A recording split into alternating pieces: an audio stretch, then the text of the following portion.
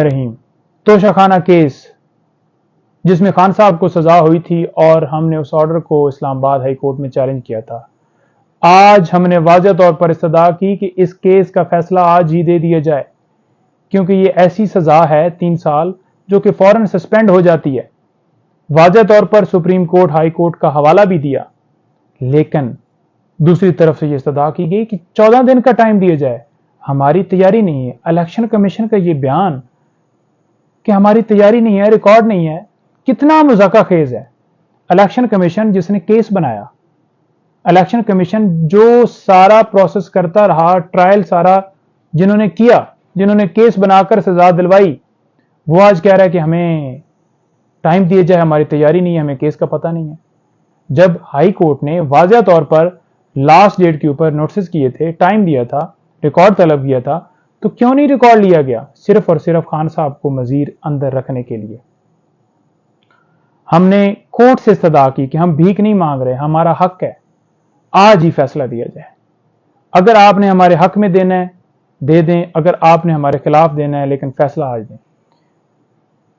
ہمیں لگا کہ کورٹ جو ہے وہ ہفتہ ڈیڑھ ٹائم دینا چاہ رہی ہے.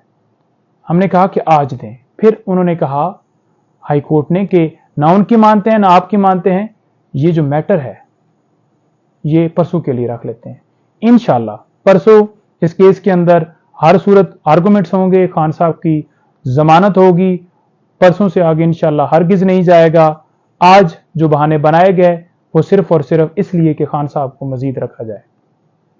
دوسرا، وہاں پر رپورٹ پیش کی گئی ایڈیشنل سیشن جج کی، جس نے واضح کہہ دیا کہ خان صاحب کے ساتھ کیسا سلوک کیا جا رہا ہے، لیکن اس کے اوپر کوئی فیصلہ نہیں ہوا.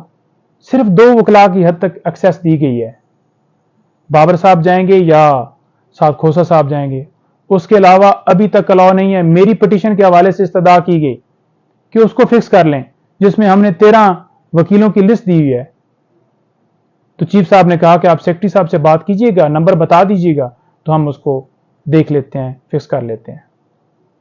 لیکن ابھی تک کوئی ہمیں ریلیف نہیں ملا، نہ ایکسیس کا پراپر، نہ فیسلٹیز کا، نہ اس کے ساتھ فوڈز کا، اور باقی جو ہم نے چیزیں مانگی تھیں. اور جو کیس ہے وہ بھی آپ کے سامنے ہے کہ وہ سیم یوں ہی لٹکا ہوا ہے.